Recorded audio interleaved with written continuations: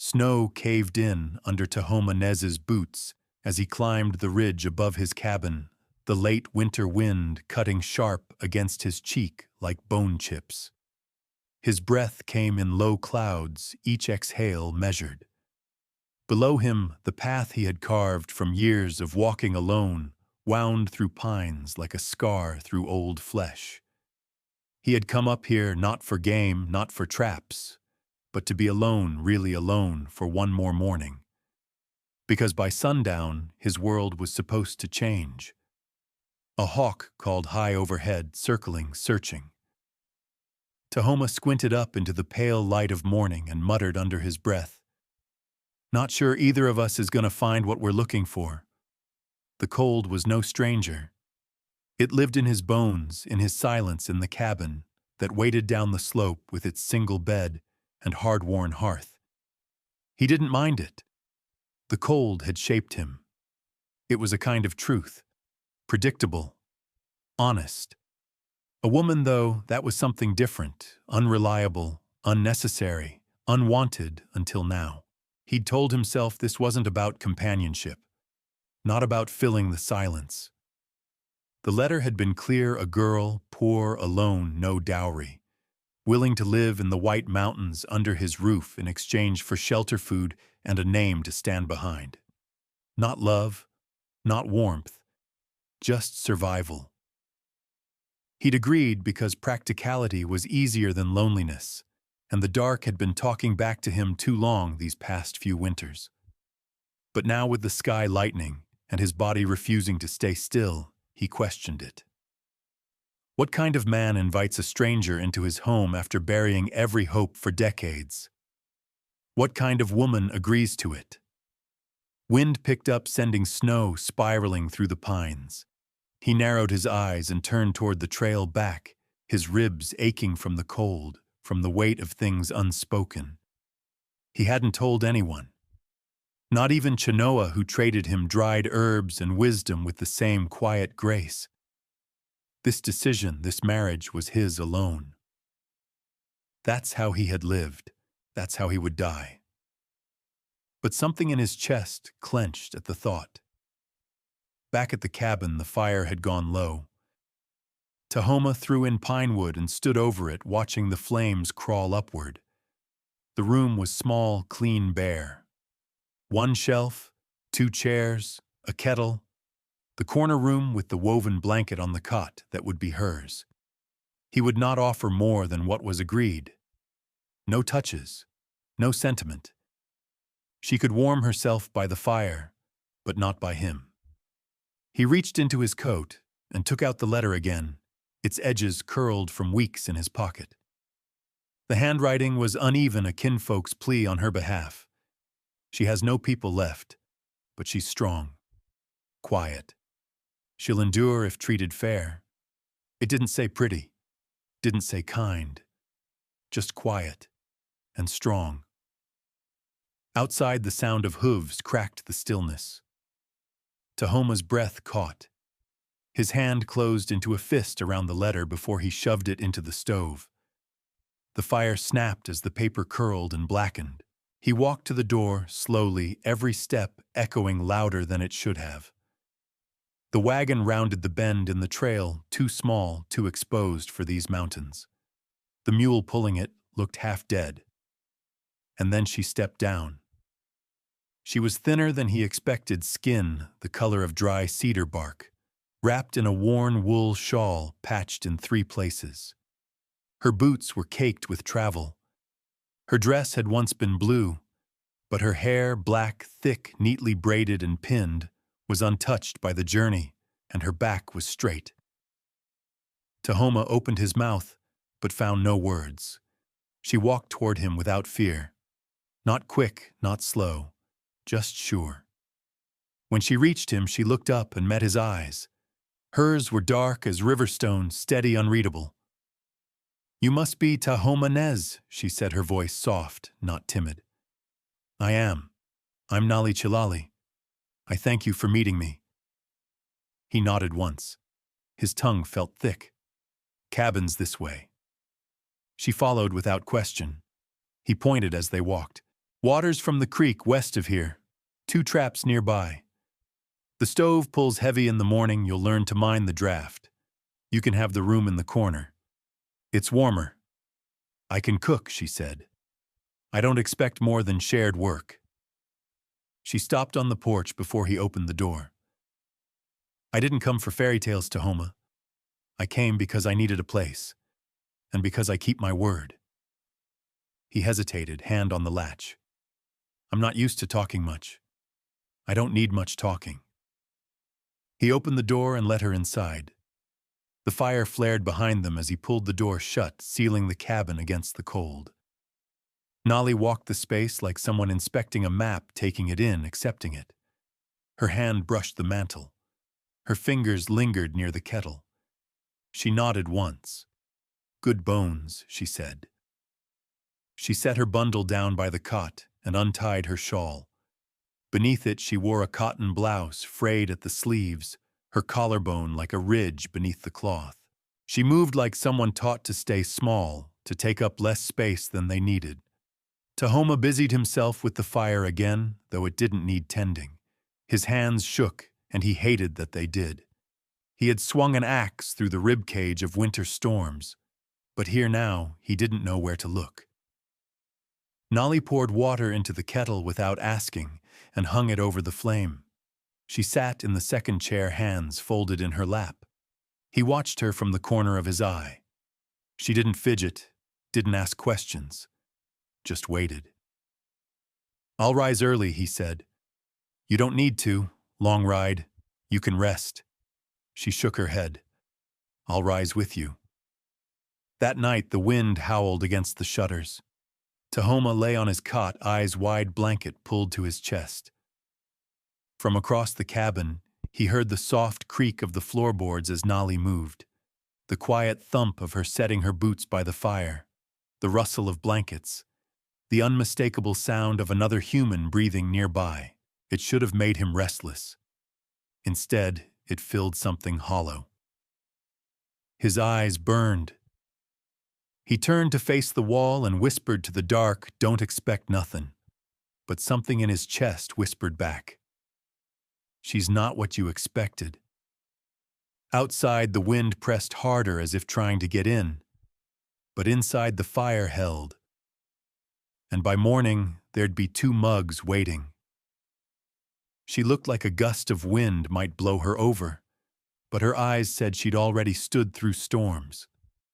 The mountain air still held the bitterness of winter, and though the sun broke over the ridgeline with gold-spun light, the warmth hadn't reached the soil yet.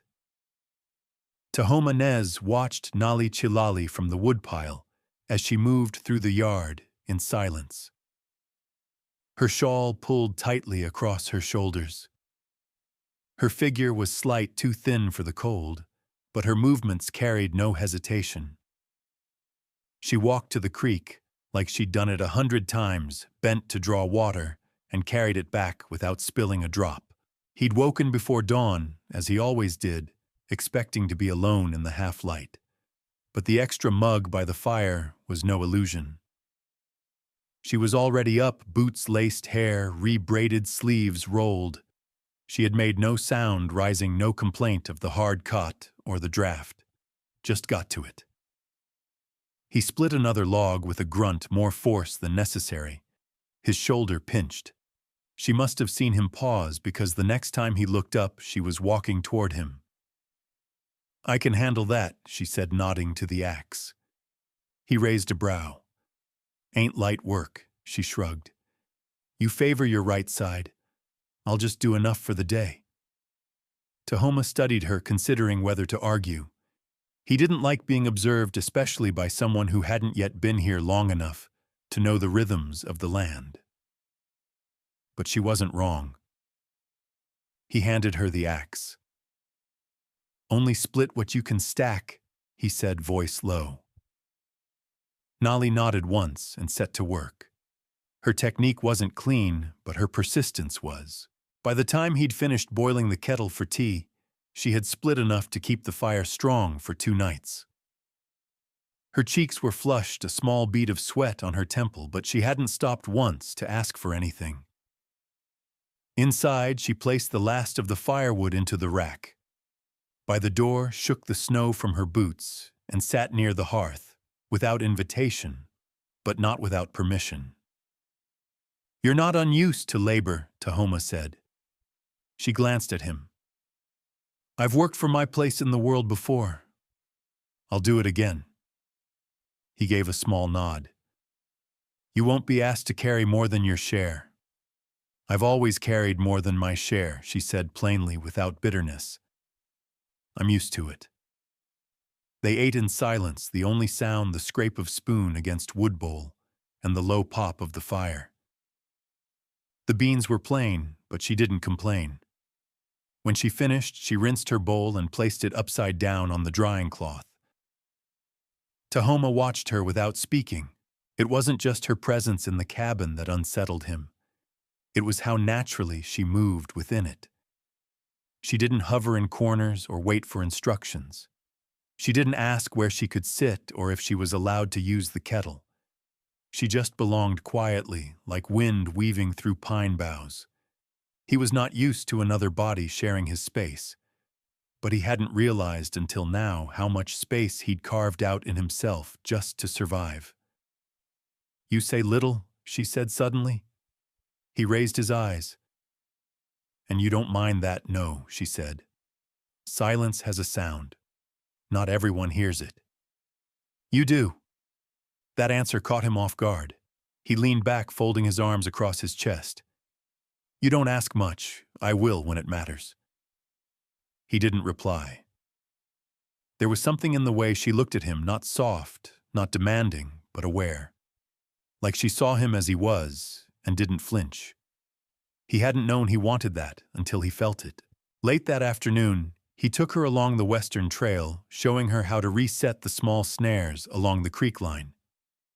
"You trap mostly for rabbit?" she asked, crouching beside him. "Small game. Snow's still too deep for deer to come low." She inspected the snare without touching it. "You make these yourself?" he nodded. "I could help make more," she offered. "I can weave strong cord from cattail if you show me where they grow in spring." Tahoma looked at her. "Not many know that. My grandmother taught me, before the sickness took her." His jaw tightened. He looked away. They walked in silence back to the cabin shadows long across the snow. When they reached the clearing, the last light of day touched the roofline with pale gold. Smoke curled from the chimney in slow, steady spirals. "You built this?" she asked. "By hand. It holds." He gave her a curious glance. "You thought it wouldn't, no," she said, voice quiet. "I just mean, I've lived in places that didn't." Inside, she moved around the space with the same quiet rhythm, placing her shawl on the hook, checking the kettle, stirring the embers. The cabin didn't feel invaded. It felt expanded, warmer, still his, but no longer just his. He sat near the fire, watching her slice root vegetables with care. She used his old knife, the one he'd carved with in silence for years. It had never looked right in anyone's hand until now. She didn't ask for salt, didn't ask if she could cook.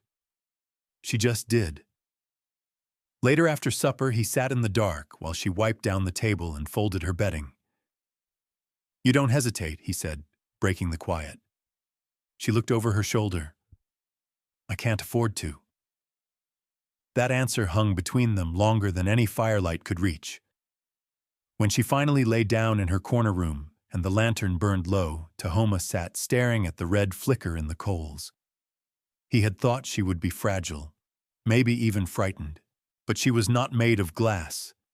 She was made of bone and thread and some fire that hadn't gone out, even after being passed from hand to hand and place to place. Outside, snow started again, light, then heavier. He rose, checked the latch on the door, and listened. Not for danger, for her breath in the other room. He didn't know why he needed to hear it, but he did. because tomorrow they would have to move around each other again. And something told him that the more she moved, the more he'd find himself listening. She moved through the cabin like she'd always lived there, and he watched like he was waiting to believe it. The wind came down from the north again, stirring the pine tops and tossing smoke sideways from the chimney. Tahoma stood outside, splitting what remained of the larger logs, the rhythmic crack of the axe splitting through silence and snow. Each strike echoed off the trunks and hills like a warning, but no one answered. No one ever had. Except now, someone did. He glanced back at the cabin. Through the warped glass, he could see her Nolly moving about the space, her hands busy with motion that had become familiar in too little time. Stirring the stew pot. Laying out dried herbs on cloth near the hearth. Checking the little jars he hadn't touched in years. She didn't disturb his order. She added to it, and it unsettled him more than if she had broken something.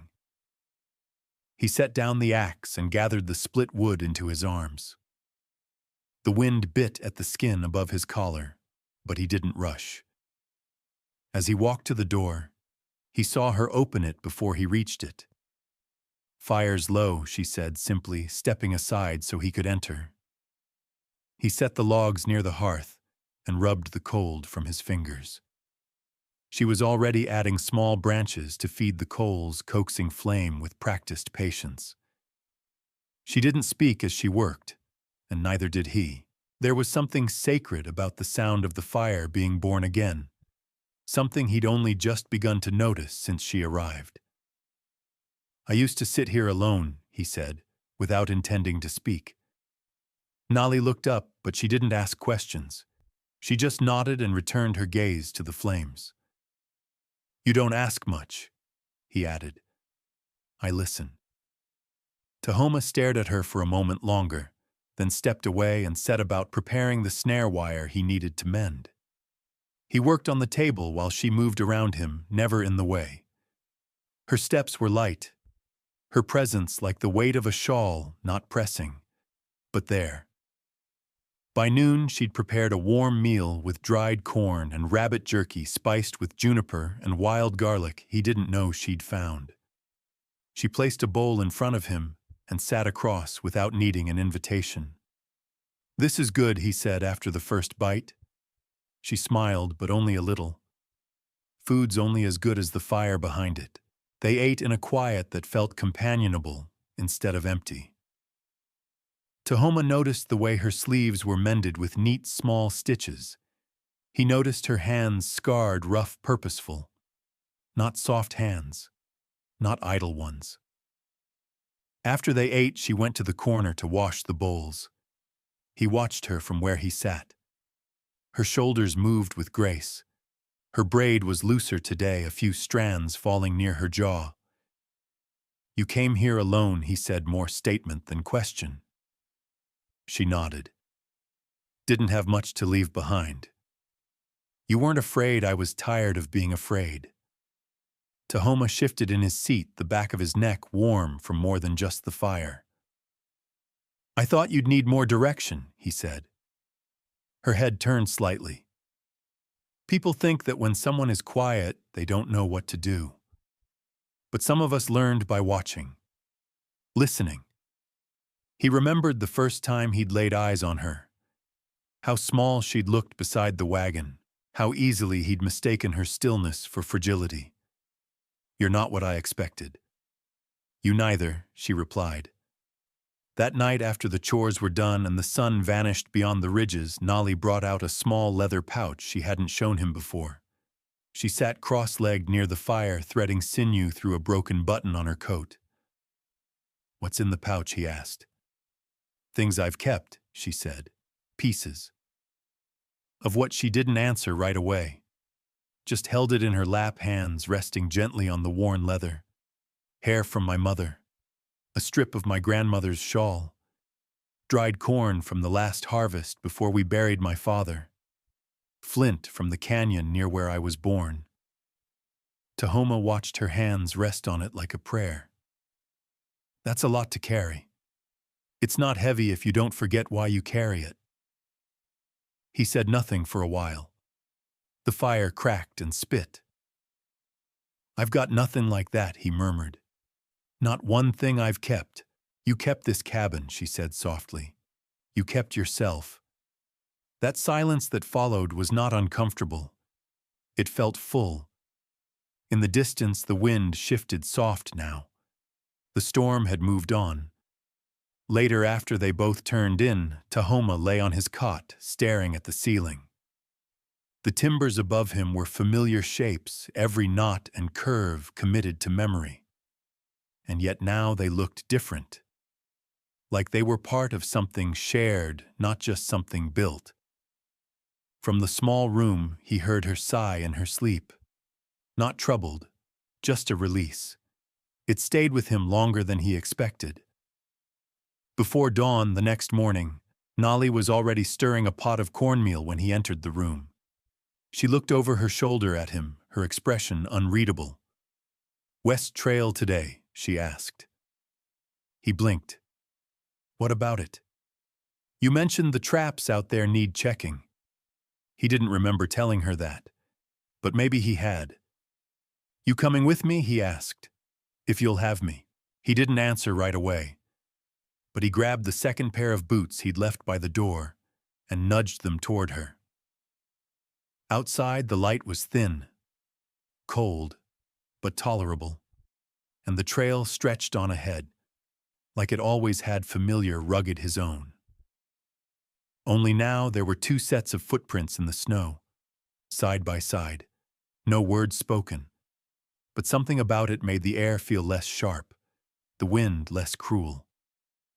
As they disappeared into the woods, a shadow moved at the tree line, small, bent, watching.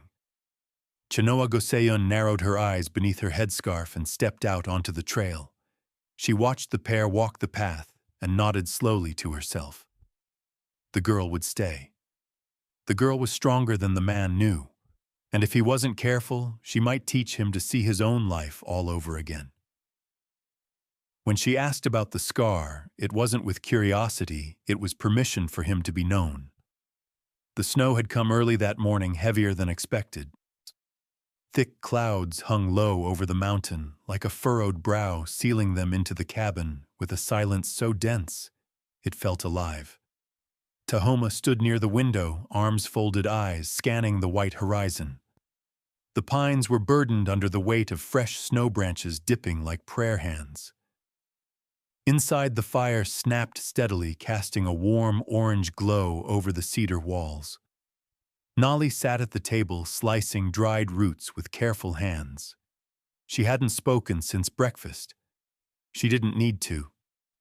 There was a rhythm to her presence now, a natural pulse that moved with the house, quiet, consistent grounding. The storm had locked them in together for the second day. Tahoma didn't mind solitude, but this wasn't solitude anymore. It was something else. A different kind of quiet. He wasn't sure if it comforted or exposed him. He moved away from the window, fetched another log, and fed it to the fire. "You ever get cabin fever?" Nolly asked, not looking up from her task. "Lived through winters longer than this," he replied. She lifted her gaze. "That's not what I asked," Tahoma grunted, sinking into the chair across from her. "Don't much care for walls, but the cold don't care what I like." She smiled faintly. "The cold never does." They sat like that for a while, him staring at the flames, her preparing the tea herbs. The light shifted in the room as the fire danced behind the stove door. Outside, snow piled in drifts along the doorframe. "Your shoulder's still tight?" she asked, nodding toward the way he rubbed it when chopping wood. He flexed his fingers. "It'll hold." "You were in a fight," she said, gesturing toward his jaw. He touched the scar instinctively.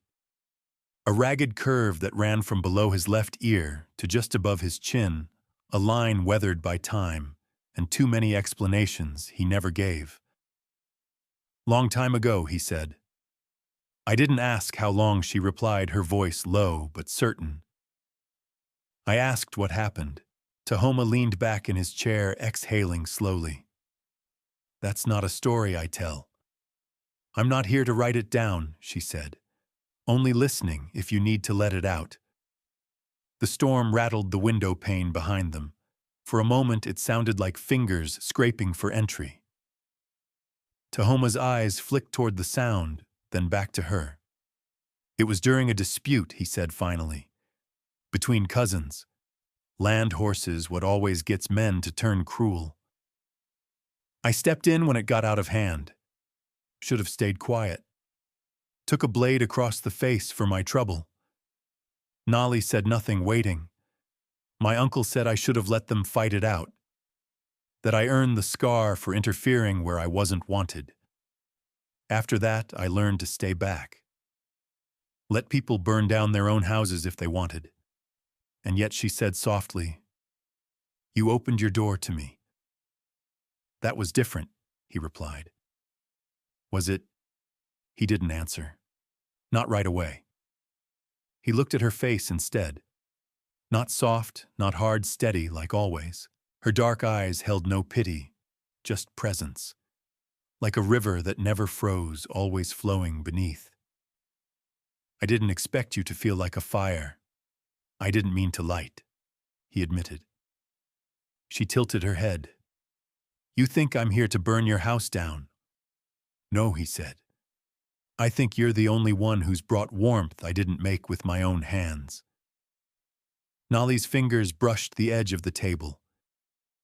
People think scars mean weakness, but they're just proof you came through something. I didn't come through anything, he said. I just kept walking. Sometimes that's the hardest part. The wind moaned outside. He thought it might be nightfall already, but the thick cloud cover blurred time. He rubbed his palms together, then got up to stir the stew she had started earlier. The smell of dried elk and wild onions filled the space, grounding him. He liked the scent. It reminded him that there was someone here now who thought about meals, about firewood, about him. She came beside him and handed him a cloth for the kettle handle. He took it, their fingers brushing briefly. Why do you still live up here? She asked. Why did you come? He returned. I was tired of disappearing in rooms full of people. That's what they do to quiet ones, he said. I thought maybe I'd stop fading if I was somewhere people noticed silence. He stared down at the bubbling pot. You've been seen. Don't doubt that. She didn't smile, but the corners of her mouth softened. They ate with the quiet of people who no longer needed to perform for each other. Not strangers, not yet lovers, but something forming slow-rooted. Afterward, he washed the bowls while she dried them, a rhythm like any long-married pair. It startled him to realize how natural it had become. That she moved like this house knew her bones already. That the creak in the floorboard near the stove no longer caught her off guard. That she knew without asking which herbs he used for pain. They sat by the fire long after the bowls were put away. The storm outside began to ease, its rage dulled to a hush. Tahoma leaned forward, elbows on his knees, staring into the coals. She never saw me bleed, he said. Who, my mother? Died before I could ever do something that made her proud or made her ashamed. She would have seen more than just the scar. He looked at her. You think so, I know so. She didn't elaborate and he didn't press, but something inside him settled, something he didn't realize had been pacing for years. Later, when she rose to go to her room, she paused in the doorway. You didn't deserve the scar, but you wear it like you made peace with it. I haven't, he said. Not all the way. Maybe that's why you're still alive. Still up here. Still trying. Tahoma didn't respond. He watched her disappear into the room, heard the soft rustle of her laying down. The cabin fell quiet, but not hollow. The storm had passed. The fire was steady. He touched the side of his jaw once more. Outside, snow dropped gently from the pine limbs, making space for what was coming. He had lived years without needing laughter, but now he missed it when it left the room. The ice began to retreat from the edges of the creek, pulling back like breath drawn into the lungs before a word long kept in the throat. It wasn't spring yet, but the mountain had begun to loosen its grip, and with it, something inside Tahoma Nez began to soften too. He didn't name it. He didn't know how to. The morning sun spilled down through the breaks in the pines, casting gold over the snow that still clung to shaded corners of the earth. Tahoma leaned on the fence behind the cabin, watching the way the frost steamed off the fence posts. Inside, he could hear Nolly humming some tune with no words, just melody drifting like birdsong. She did it often, though, never when she thought he was listening. He closed his eyes and let it wrap around him, that sound. It was a strange comfort, unfamiliar.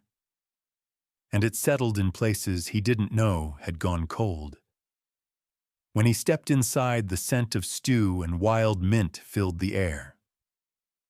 Nolly stood over the stove, stirring a pot with one hand, the other wrapped in a clean cloth from where she'd burned herself the day before. "You favor that hand," he said, nodding to the cloth. "It'll heal," she replied without looking up. "Just heat and foolishness." "You ain't a fool." She glanced over her shoulder, and a smile tugged at her mouth. "Maybe not. But I didn't mind burning myself over good stew." He sat at the table, stretching his legs out beneath. She ladled out 2 bowls, set them down, and took the chair opposite. They ate without rush, without talk, the sound of spoons and fire filling the spaces between. Afterward, she pushed her bowl away and leaned back. "Snow's clearing up," she said. "Time to see if that trail east has thawed." Tahoma hesitated. That trail was steep, narrow, unpredictable this time of year. But she'd walked harder paths, he knew that now, and she wouldn't ask unless she meant to go. "I'll come with," he said. She raised an eyebrow. "You don't need to babysit me." He gave a dry huff. "Didn't say I would. I just like the quiet better when I know where it's coming from." She grinned at that small rye, and it lit something in him he wasn't ready to admit. It stayed with him the whole walk up the ridge through softening snow and muddy banks, where deer tracks crisscrossed in fresh patterns. By the time they returned, muddy to the knees and wind-flushed, the cabin smelled of pine smoke and sun-warmed dust. Nolly washed her hands at the basin and began laying out strips of bark and dried sage on the table. Tahoma watched her fingers work quick, sure, never wasting a motion. "You've done all this before," he said. Her hands paused. "Work this life." She nodded. "I didn't have a cabin like this, but I knew the rhythm. You don't survive by guessing. You don't survive just by working, either," he said. She looked up at him, then steady. "No. You survive by mattering to someone." The words hit harder than he expected. He turned away, reaching for his coat and pretending to check the pockets. "I'm going to haul in more wood," he said. "Storm might swing back tonight." She didn't argue, but he felt her eyes on his back as he stepped outside. The wind had shifted again by dusk. Cold air pressed down from the ridges, hinting at more snow to come. Tahoma worked by lantern light, splitting logs and stacking them neatly against the cabin wall. When he returned inside, she had warmed the leftover stew and added wild potato. It was a small thing, but it felt like more than a meal. He sat beside the fire after supper, the bowl warm in his hands. Nolly was sewing again, mending a tear in the hem of his coat, without having been asked. "You don't need to do that," he said. "I know." He didn't tell her to stop. Later, she reached for the kettle and poured 2 cups of tea. As she handed him his, he noticed the small tremor in her fingers, almost unnoticeable, but it was there. Not from fear, from exhaustion. "You're tired," he said. "I'm used to it. That's not the same thing." She smiled gently. "No, it's not." They drank in silence. He watched her over the rim of the cup, the way her hair caught the firelight, the way she leaned into the warmth like someone who had been cold for a long time. When she rose to put her cup away, her foot caught on the rug and she stumbled slightly. He was on his feet before she could catch herself, steadying her by the waist. "You all right?" he asked, voice lower than he intended. She nodded, eyes lifting to meet his. For a long moment, they didn't move. Then she stepped back. "I'm fine," she said. "Just the floor shifting under me." "Cabin's been the same since I built it," he replied, but his voice lacked conviction. She smiled again, quieter this time, and disappeared into the back room. He stood alone in the space she'd just left, her warmth still lingering on his hands. The fire cracked behind him. He turned to stir it, but his mind was elsewhere. He'd spent years telling himself he didn't need more than silence and routine. But now when she left the room, the silence felt too big. He missed the sound of her steps, the soft hums, even the scrape of her chair across the floor. He missed her laughter, and that was a truth he hadn't been ready to admit. As he sat back down, the floor creaked behind him. He turned. Chenoa Goseyun stood in the doorway, her scarf dusted with snow. "You always did open doors late," she said. "What brings you up?" he asked, rising quickly. She stepped in, shutting out the cold with a grunt. "Storm's coming. Figured you might want those salves I promised." She pulled a small pouch from her coat and handed it over. He took it, but his eyes searched her face. Chenoa never came up the mountain without reason. Her eyes drifted to the back room. "She's still here. She hasn't left." "Good," Chenoa said, "because the wind's about to change more than just weather." Tahoma felt it too, something turning in the air and the house in him. He looked at the pouch, then back at Chenoa. "She belongs here," he said quietly. Chenoa nodded. "Then make sure she knows it." The wind howled again outside, louder now, echoing through the trees like a cry from something ancient. Inside, the fire held. But it wasn't the only thing that needed tending. He didn't fear dying, but the thought of leaving her behind was unbearable. The sun had barely broken the horizon when Tahoma shouldered his coat and stepped out into the stillness. Frost glinted on every branch like shards of glass, and the sky overhead was an unbroken sheet of steel gray. It would snow again by nightfall, he could feel it in his knees. But he had traps to check, and rabbits didn't care about the sky. He didn't tell Nolly he was going farther than usual beyond the second ridge, past the broken pine that leaned like an old man over the narrow trail. He didn't want her to worry. He didn't want her to offer to come. He needed the walk, the silence, and maybe even the danger. A man could forget himself if he got too comfortable. The air was sharp in his lungs as he crossed the higher slope, each step crunching beneath his boots. The snow here hadn't softened yet. No tracks but his own. He crouched beside the first trap, empty, but triggered, the wire snapped. Coyote, maybe. He reset it with practiced hands, then pressed on. The second and third traps yielded nothing either, but that was expected. Game moved light in these early weeks of thaw. By the time he reached the fourth, the sun was high enough to warm the trees, just enough to start the snow melting. Drops fell like whispers from the branches above. He wiped his brow, then descended toward the creek bend, where he'd laid the last snare. His boot caught on something hidden beneath the wet snow. His balance shifted.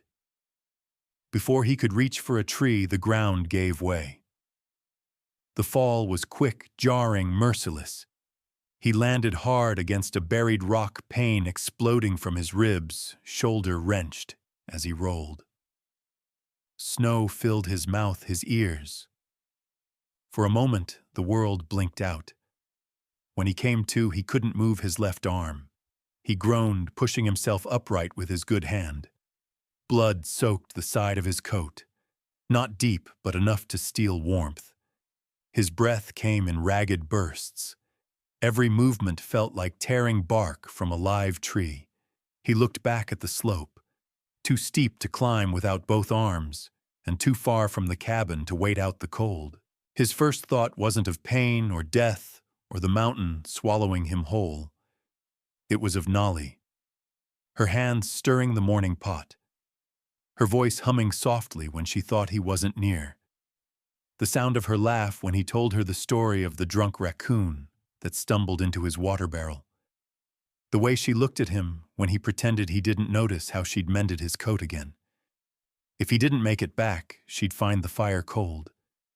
He couldn't bear that. Move, he whispered to himself, gritting his teeth. Get up. The slope mocked him, but he crawled through the underbrush, each inch a fresh agony. His breath came in white clouds. The mountain loomed around him like a quiet judge. He'd lived on it his whole life, respected it, endured it. But the mountain had never cared for him. And now it might keep him, but she did. And that was the only reason he kept moving. By the time he reached the base of the second ridge, he could barely feel his fingers. His vision blurred at the edges. His boots dragged. But the sight of the cabin's smoke, faint but steady in the sky, gave him the final push. He collapsed at the door. The wood burst open. Nolly's gasp cut through the cold like a blade.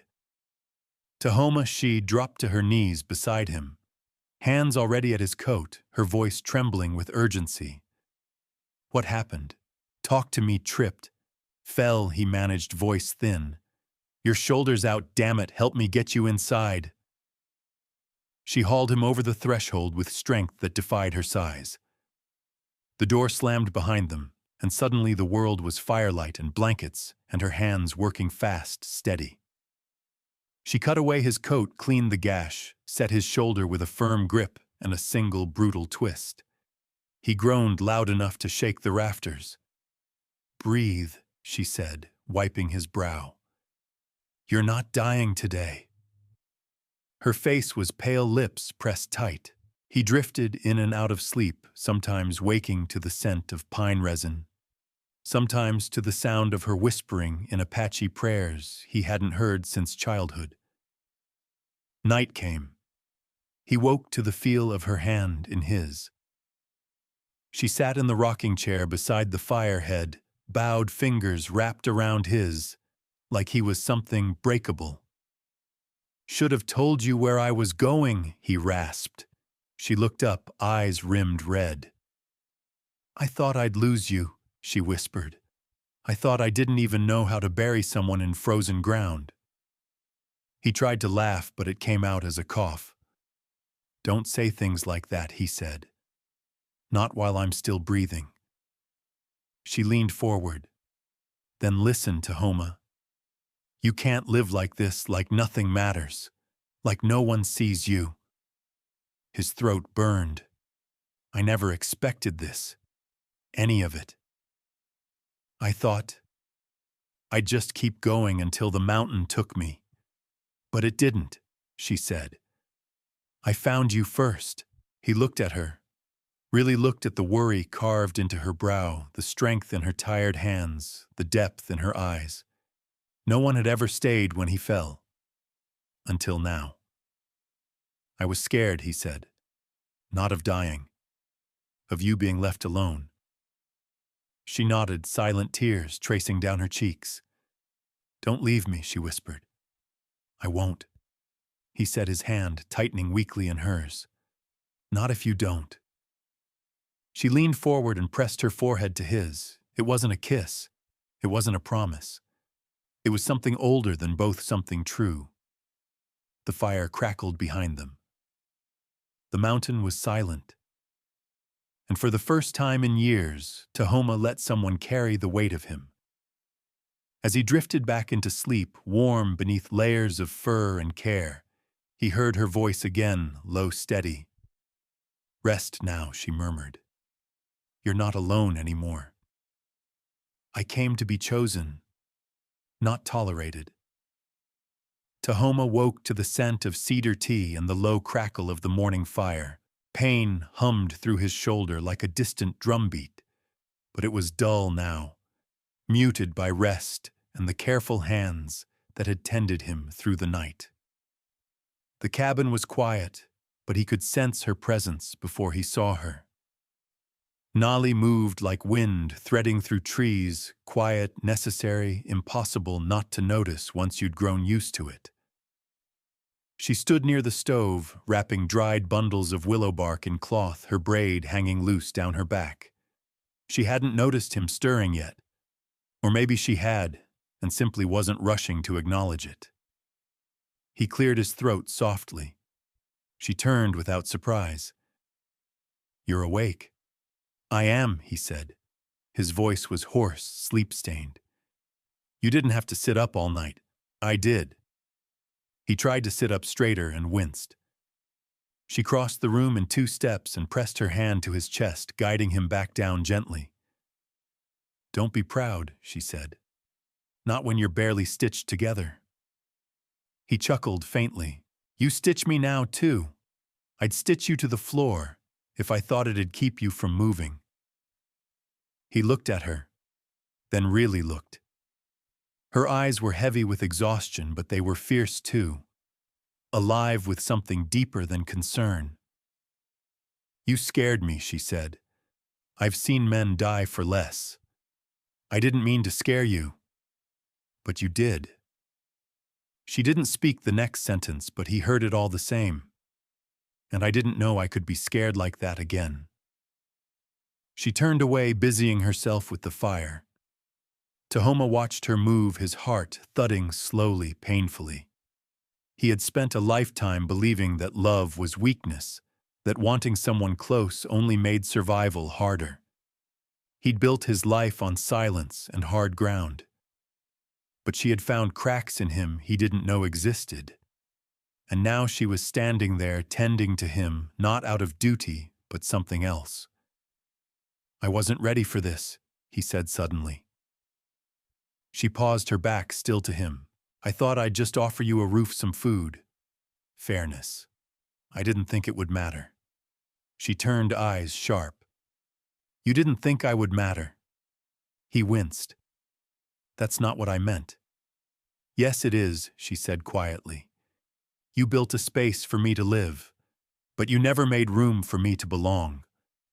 The words cut deeper than any fall ever had. She stepped closer, standing beside his chair, now her arms folded. "I've spent my whole life being tolerated, passed between relatives, pitied by strangers, spoken to like a burden. I didn't come here to survive another man's silence. I came to be seen, to be chosen." Tahoma swallowed. "You were never a burden to me, but you never let me be more than a helper, a cook, a shadow walking your path." His gaze dropped to his lap. "You think you've protected me by keeping distance," she continued. "But all you've done is shut yourself off from what you claim to fear losing." He opened his mouth to speak, but she held up a hand. "You don't have to say anything right now. I know your wounds are more than your shoulder. But you have to know this, Tahoma, I didn't walk up that mountain to be a ghost in your house. I came to live. If you can't make room for that, then say it." Silence pressed in. The fire cracked behind her.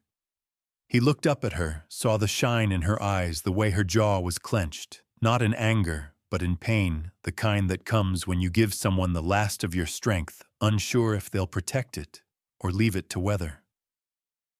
"I don't want you to go," he said finally. "Then don't treat me like I already have." He nodded once, as if sealing something inside. "You're right. I've held back. Told myself I didn't need more than silence, because silence never leaves you." "But it starves you," she said, voice softer now. He reached for her hand, and she let him take it. His grip was weak, but it held. "I'm trying," he said. "It may be slow, but I'll try every damn day." She knelt beside him, her forehead resting against his good arm. For a long while they didn't speak. The snow began to fall again outside, but the fire inside burned steady, patient. Later, Chenoa came by with a bundle of herbs and a scowl. "You're lucky she was here," she muttered, setting the parcel on the table. "You'd be bones under pine trees without her." "Don't remind me," Tahoma grunted. Chenoa turned her eyes on Nali. "You holding up?" Nali gave a small nod. "He's stubborn, but he listens when it matters," good Chenoa said. "Because it's about to matter more than he knows." Tahoma narrowed his eyes. "What's that mean?" Chenoa sighed, sitting at the table like the weight of something long avoided had just landed. "There's talk in Holbrook. Men with papers, saying tribal boundaries aren't clear. Claiming your land might not be yours." Tahoma sat straighter, a sharp pain slicing down his side. "They've never questioned it before." "Times change," Chenoa said, "and so do laws. They want to build roads through land they never walked. They see trees and see lumber, not roots." Nali stood. "What do we do?" "We gather everything," Chenoa said. "Old maps, family records, anything that ties your name to this place." Tahoma looked to Nali. "You don't have to stay through this. It might get ugly." She stared at him for a long beat, then scoffed. "Don't you dare push me out the door because you think I'm safer that way." He exhaled slowly. "I just don't want to see you caught in the crossfire." She stepped close, resting her hand on his heart. "I didn't walk up that trail to leave when it gets hard. I walked it because I believed something here was worth fighting for." And for the first time he realized she wasn't just talking about the land. She was talking about him. The storm outside pressed against the walls, wind curling like fingers at the seams. But inside the fire held, and so did they. The mountain never betrayed him, but the valley might. The wind carried a strange edge that morning, not from cold, but from something unseen, a current beneath the stillness. Tahoma stood on the front porch, his wounded shoulder wrapped tight, his body stiff from healing. The pain was manageable now, but the unease in his chest wasn't. Across the clearing, a rider approached slowly from the tree-lined boots, dusted in snow hat, pulled low. Tahoma narrowed his eyes and leaned against the post. "Das 10 bears." He hadn't seen his cousin in nearly a year, and that had been brief words exchanged over a trading horse, more silence than kinship. But now Dasan rode with purpose, shoulders tight, jaw set. Not the look of someone bringing news you'd want. Nali stepped out from the cabin behind him, her hands still drying from the morning wash. "That's someone you know?" she asked. Dasan Tahoma muttered. "Too early for family visits." Dasan dismounted with a grunt and tied his reins to the fence without speaking. His eyes flicked toward Nali, then settled back on Tahoma. "Need to talk," he said.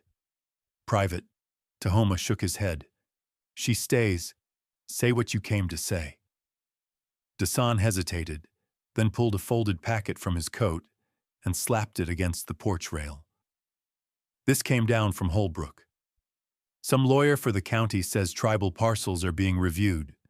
Said your boundary lines don't match the updated map records." Tahoma took the papers and opened them with stiff fingers. The language was cold, formal, threatening in its distance. Reassessment, ownership challenge, need for verification. None of it made sense. "I've lived on this land since I was old enough to swing an axe," he said. "My father before me, his father before him." Dasan nodded. "Doesn't mean much to the men with paper and ink. They want to build a road, cut through part of this ridge. Your land's in the way." Nali's voice was quiet but sharp. They think he has no claim. They think he has no proof. Tahoma's grip tightened on the pages. This land was handed down before ink meant anything. That's not how it works anymore, Dawson said. You want to fight it, you'll need records. Witnesses. Maybe even a trip down to Holbrook. Tahoma turned his eyes to the ridge, to the pines that had stood guard over his life like sentinels. The thought of losing it, of men with machines tearing up soil packed by generations of footsteps, it curled something inside him into a hard knot. I don't want you caught in this, he said to Nolly, barely louder than the wind. She turned to him. You think I'm going to leave now? This isn't your fight. Yes, it is. Her voice rang clear, firm, and it shut down any thought of sending her away. Dasan looked between them and sighed. You have a few weeks. They're filing the preliminary claim at the county office. After that, the burden's on you to prove it's yours. Tahoma nodded once. Then I'll prove it. Dasan shifted. Chenoa's already gathering old maps. I'd start asking around. The old councilman in Fort Apache might remember boundary talk from your father's time. Thank you for bringing this, Nolly said. Dasan gave her a small nod. You've changed this place, he murmured. He was stone before. Now he's got someone to bleed for. Tahoma didn't respond, but the words sat heavy in the air after Dasan rode off. Inside, he laid the papers on the table. Nolly poured 2 cups of tea, placing one in front of him. You okay? She asked. No, he answered truthfully. But I will be. They sat in silence for a long stretch, the kind that was shaped not by distance, but by thought. She finally stood and pulled down the box of keepsakes he kept tucked behind the flour tin. Inside were names, documents, bits and pieces of family long gone. They spent the rest of the day combing through it, old letters written in trembling Apache, one from his grandfather to the tribal office dated before Arizona became a state. Nolly read each line aloud, her voice steady, fingers tracing each crease with reverence. I think we can use these, she said. Chenoa may be able to vouch for your family claim, too. Maybe someone still living remembers your father's land rights. Even if I win, Tahoma muttered, it doesn't stop them from trying again. No, she said. But if you don't fight, they take it without resistance. He leaned back, pressing his hand to his shoulder. I'm tired of fighting, I know, she said gently. But you're not fighting alone anymore. He looked at her, the truth of that settling deeper than anything the county could print on paper. The next morning, they packed up the documents, wrapped them in oilcloth, and tucked them into a satchel. Nolly insisted on going with him into Fort Apache. If they're going to see who claims this land, she said, they need to see who's willing to walk beside you. The snow had started melting into thick patches of mud along the lower trails. The wagon creaked under their weight, and the mule moved slow but steady. Tahoma hadn't been down to town in years. The noise, the dust, the smell of other people's lives, it had never fit the rhythm of his bones. But now, with her beside him, her hand braced on the side rail, her braid trailing over her shoulder like a river of night, he felt like maybe the world wasn't so distant after all. They arrived by noon.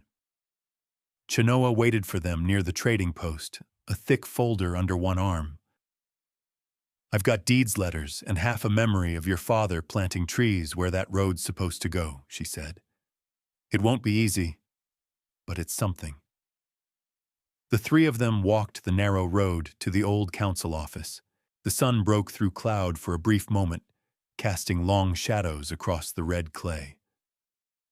Tahoma paused before going in. If I lose this land, he said softly, I won't have anything. Nolly touched his arm. That's not true. He looked at her eyes rimmed with exhaustion. You'll have me. He nodded, not because he doubted it, but because it was the first time he truly believed it. Then he pushed open the door. The valley could try to steal the mountain, but it didn't know what the mountain had already given him, and he wasn't about to let it go. They wanted proof of ownership, but how do you prove you belong to the land, not the other way around? The air inside the county office in Holbrook felt wrong, stale and too warm with a thin film of dust that clung to windows no one had opened in years. Tahoma sat stiff in a wooden chair across from a polished desk that looked like it had never known the weight of calloused hands.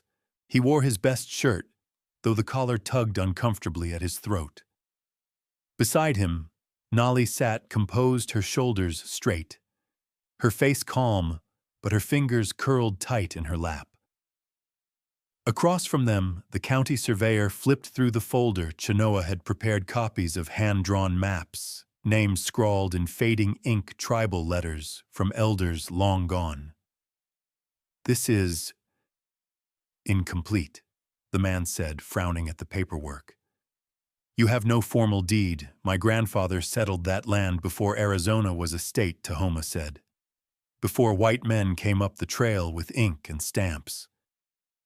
The man offered a tight smile, the kind that didn't reach his eyes.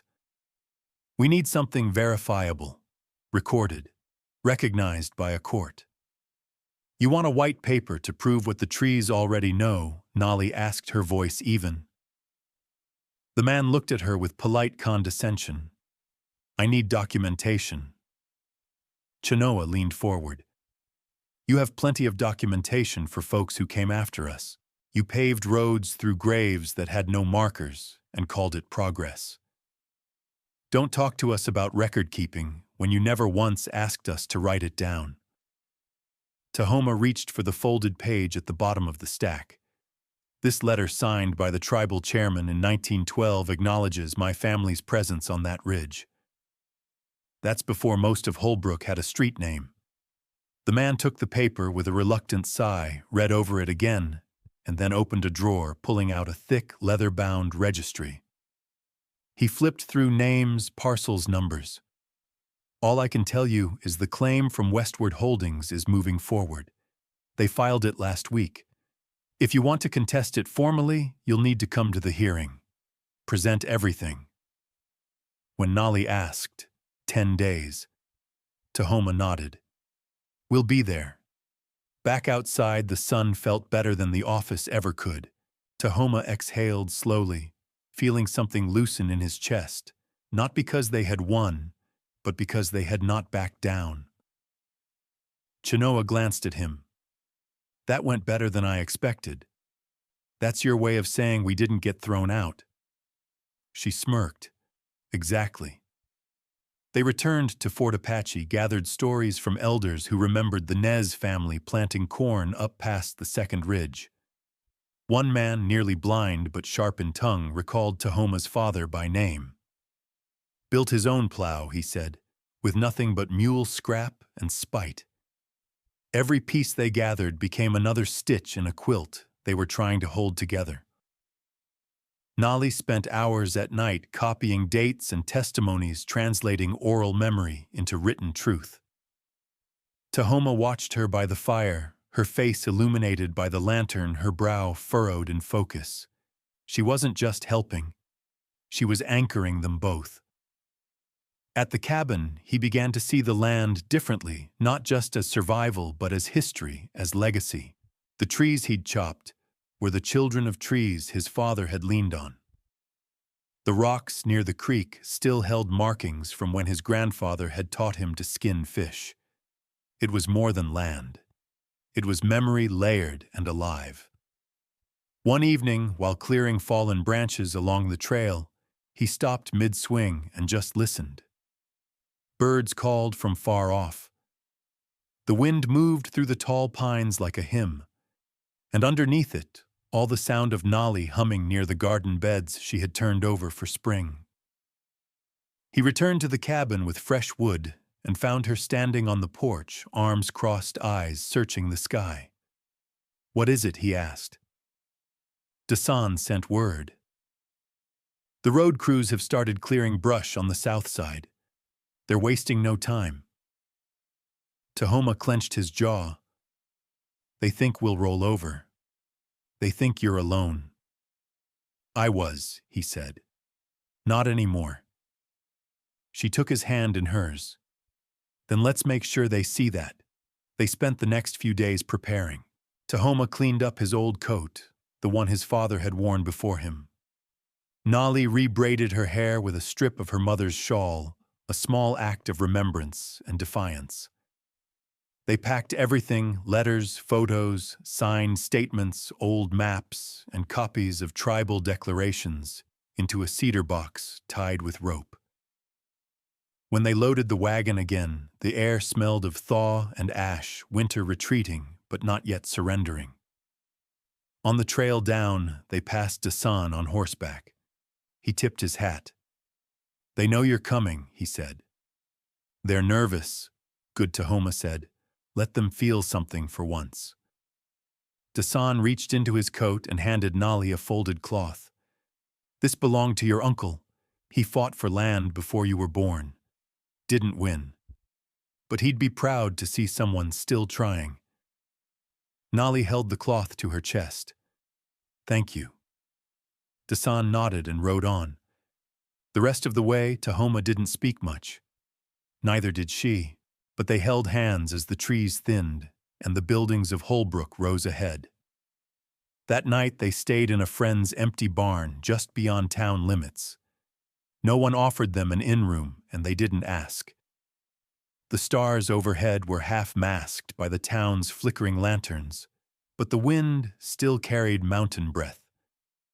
Lying beside her on the hay-strewn floor, Tahoma turned to Nali. I used to think the only proof I needed was the fact I'd lived on that land long enough to wear grooves in it.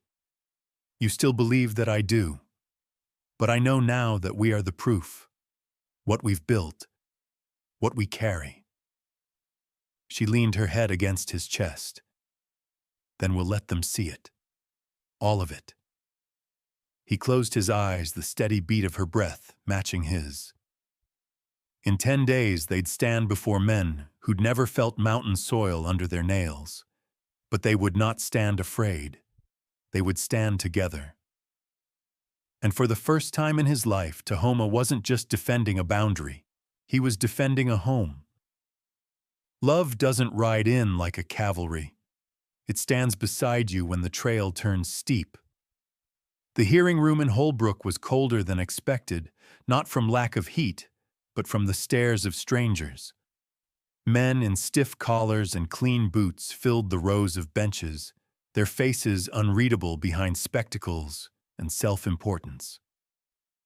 At the front sat a panel of county officials, 3 men and 1 woman papers, stacked before them like shields. Tahoma sat beside Nali, his shoulders square coat, buttoned high boots still crusted with mountain clay. He didn't wipe them clean. Let them see the soil that shaped him. Their names were called. They rose. The judge, a tired-looking man with sun-leathered skin and a deputy's mustache, adjusted his glasses. You're here to contest the land claim filed by Westward Holdings. Yes, sir, Tahoma said. You'll have 10 minutes to present your supporting documents and any witnesses. Tahoma stepped forward. His breath didn't shake. Not because he wasn't nervous, but because Nali stood beside him, like a post rooted deep. He began with his grandfather, the original trail cleared, the cabin raised from stone and timber, the water rights honored, the old map copies hand-drawn and verified by tribal leadership decades prior.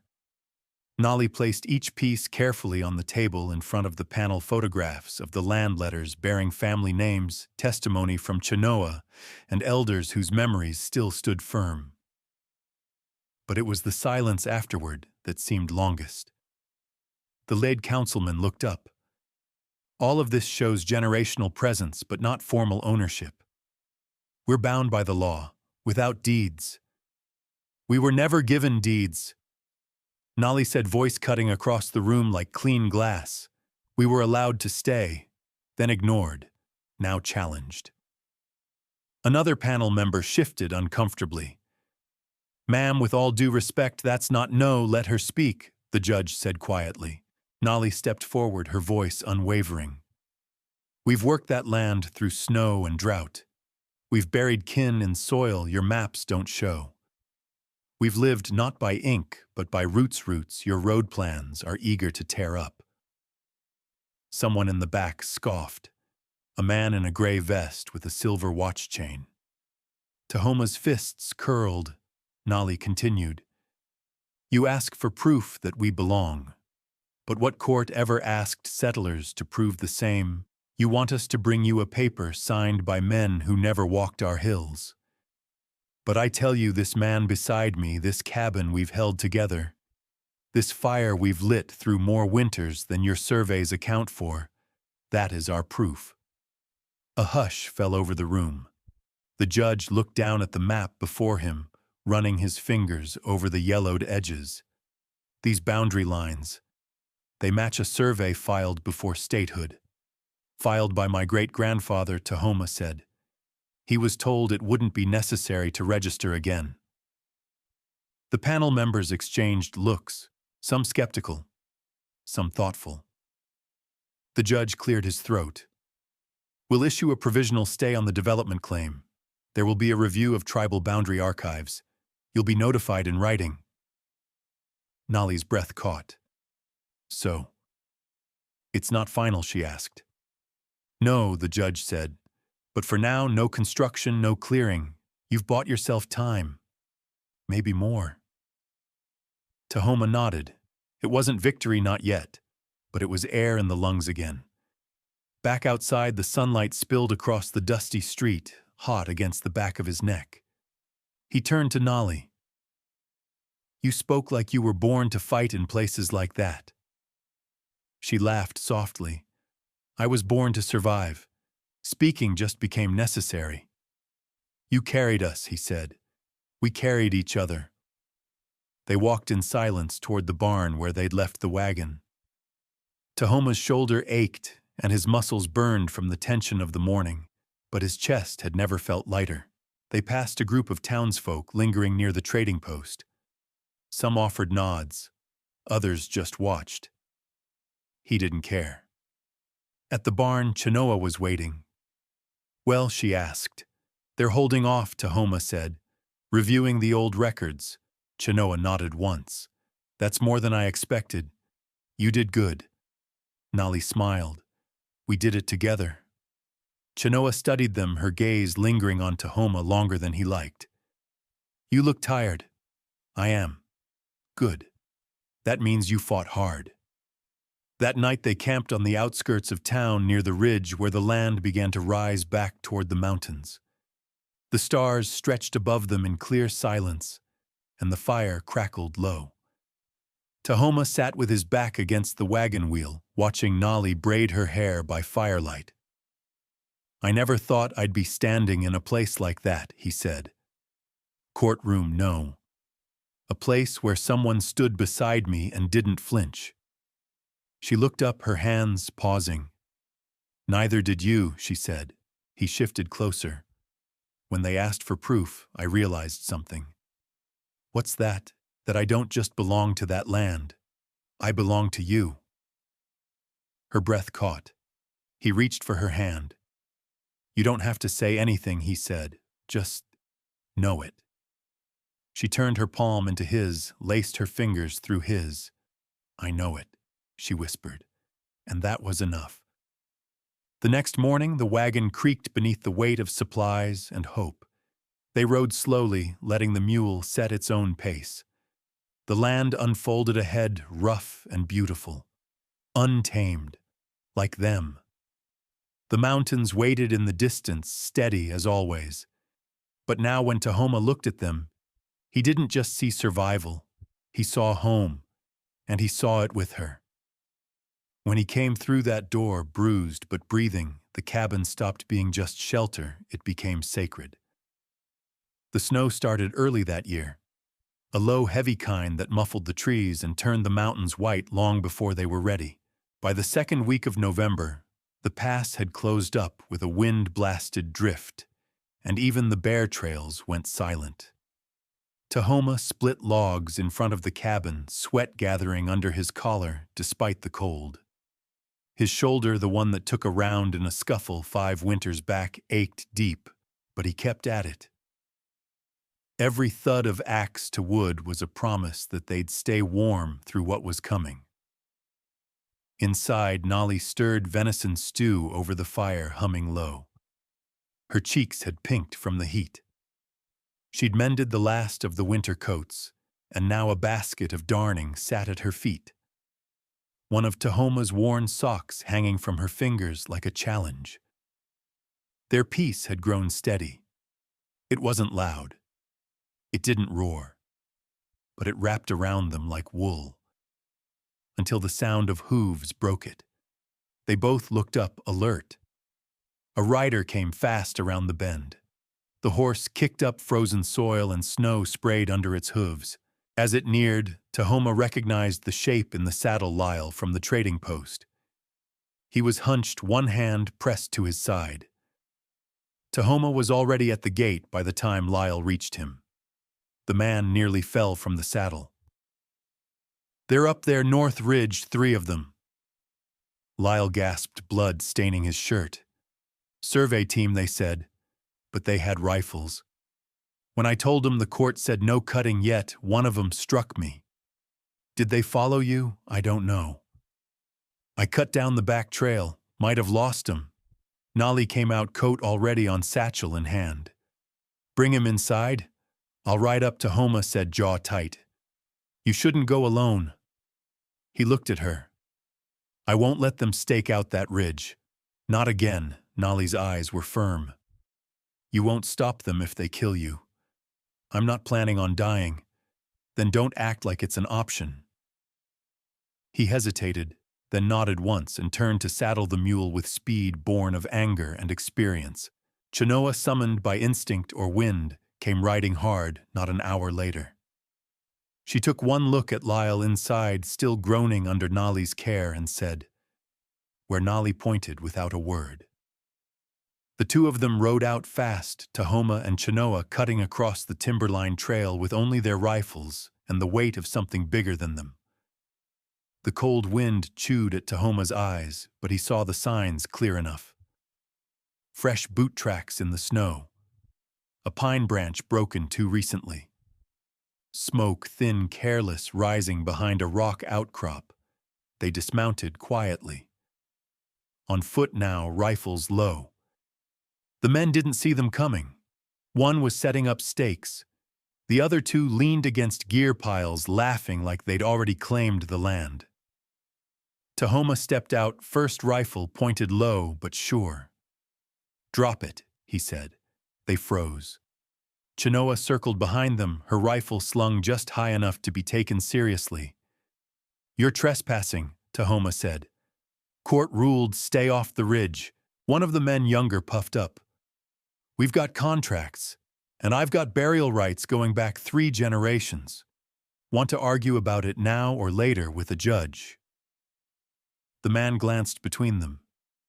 "You going to shoot us for standing on snow? I'll shoot you for cutting trees on land that don't belong to you," Chenoa said, voice flat. There was a long pause. Then the man with the hammer dropped it. The other 2 followed, hands lifted. "We're just doing what we were told." "Then go tell whoever sent you that the land stands," Tahoma said.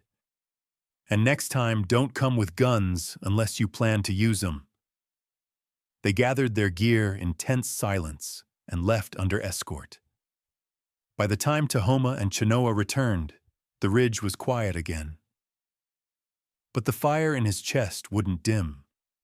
That night, snow came heavier. Wind howled through the branches like ghosts unsettled. Inside the cabin, Nolly lit every lantern, paced the floor, and listened. She nearly dropped the pot she was holding when the door opened. Tahoma stood there, wind-burned, bruised, one cut along his cheek. But alive. She ran to him. Not gently. Not like she had all the time in the world. Her arms went around him like the earth claiming back a missing root. He didn't speak, just stood in her hold and let his breath shake once. When he finally looked up, his eyes were tired but proud. They backed down. "You came back," she said, voice hoarse. "I told you I would." She touched the blood at his temple gently. "You always have to keep your promises."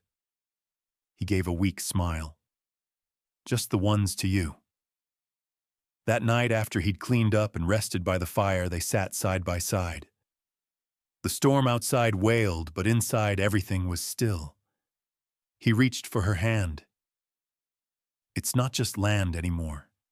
It's ours. You made it sacred." She pressed her forehead to his. "You brought it to life." The flames danced low in the hearth shadows, curling along the logs like prayers whispered in wood smoke.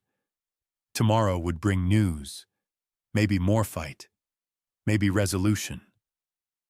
But for now, he was home, and so was she. Love didn't tame the mountain, it taught him how to live with the storms. The fire had burned low through the night, crackling softly like an old man murmuring stories in his sleep. Dawn pressed weak and pale against the frost-lined windows, and the cabin felt wrapped in that hush only winter brings, when everything waits for the first sound to break the day. Tahoma stirred first. His shoulder ached from the scuffle with the surveyors, and a fresh bruise shadowed the side of his ribs. But pain had stopped meaning what it used to. It was no longer proof he was alone. It was proof he'd come back. Nolly lay curled near the hearth, a quilt drawn up to her chin, her hand still loosely clasped around the hem of his shirt. Like if she let go, he might vanish into the storm again. He watched her a long time. The firelight painted soft gold across her cheek. There was a calm there now that hadn't been in her when she first arrived. A calm born from hardship, survived, not avoided. He remembered her first weeks here. Two quiet eyes always tracking exits, holding spoons like they might burn her, speaking only when necessary. It wasn't shyness, it was survival. Now she moved through the cabin like she belonged to it, like she'd memorized the creak in the floorboards, the sound the stove made before it warmed. She'd carved a place into the silence, and it had welcomed her. He rose slowly, careful not to wake her. Stepping outside the world was all white and still. The trees stood like sentinels under heavy snow, and the wind had quieted for once. Smoke from the chimney rose straight up. He took a breath and let it frost from his mouth. Behind him, the door creaked. "You should have stayed warm," he said without turning. Nolly stepped beside him, shawl drawn tight. "I didn't want you out here alone." He looked at her, then nodded once. "Lyle's better. Chenoa checked his bandage last night. She said the company men might file a report." "Let them," he said. "I've got name signatures and that ruling. They step foot up here again, they'll face more than cold." She looked toward the ridge, the one that stretched like a spine across the distance. "It wasn't just about the land for you." "No," he said. "It was about what it took to keep it. To earn it." She wrapped her arms tighter, and now he turned to her fully. "Now it's about what I built on it." Her breath caught in her throat. Not from cold, from knowing what he meant. Back inside, the stew from the night before was still warm on the stove. They ate in silence, save for the occasional clink of a spoon against tin. Afterward, Nolly cleared her throat. "I got a letter yesterday, from the church back in Larkspur." Tahoma raised a brow. "They're offering me a job again, teaching the younger children." He set down his cup. "You thinking of going back?" She folded her hands. "I thought about it. I always loved teaching, but I'm not the same girl who left that town. And they're not asking me back out of kindness. They're asking because they're short-handed and desperate." "What do you want?" he asked. She hesitated. I want to stay. If I'm wanted. He didn't answer with words. He just stood, walked to her, and pulled her into his chest.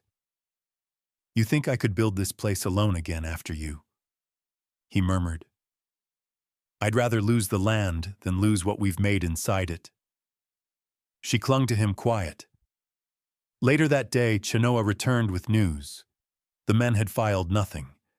Probably too embarrassed to admit 2 locals with old rifles had backed them down. That, or they know they're wrong, Chenoa said, eyeing the logs in the fire. Either way, they won't be back soon. Lyle, though pale, was sitting upright now, sipping tea with a trembling hand. You both kept something worth keeping. This ridge has seen enough scars. Best it doesn't get new ones. That night they celebrated. Not loudly, not like townsfolk would, but with warm bread, roasted rabbit, and Chenoa's laughter echoing through the cabin beams like an old hymn. And when the lanterns dimmed and the snow began again, Tahoma and Nolly stepped out onto the porch. The stars had come out, cold and fierce. He wrapped a blanket around both their shoulders, holding her close. She leaned into him, voice soft. Do you miss the quiet? He looked at her then, out over the mountain. Not anymore. The silence used to keep me alive. Now it just reminds me what I was missing. She smiled, resting her head on his chest. Love didn't tame the mountain, she whispered. He tightened his hold. No. It just gave me a reason to stop hiding in it. As the wind passed through the trees, it didn't sound like loneliness anymore. It sounded like home. The educational lesson learned from this story is that even in later seasons of life, it's never too late to open your heart to connection. Solitude may have its purpose, but true healing often begins when we allow others to walk beside us. The bonds we build through patience, honesty, and shared hardship can transform not only our surroundings, but also our sense of self. In the end, love doesn't erase who we've been. It gives new meaning to who we are becoming.